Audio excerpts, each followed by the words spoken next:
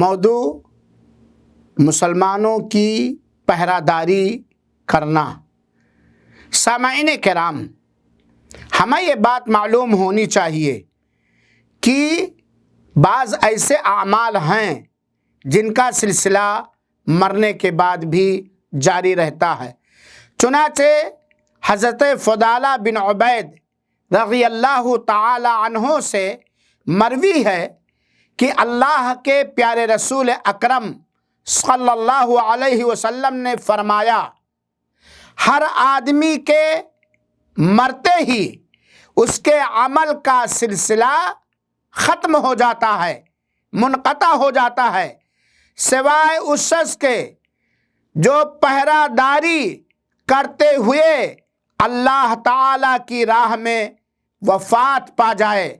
چنانچہ اس کے عمل کو اللہ تعالی پالتا ہے، پوستا ہے، بڑھاتا ہے اور اسے فتنہ قبر سے محفوظ رکھتا ہے۔ یہ صحیح الجامع کی روایت ہے، حدیث نمبر 4562۔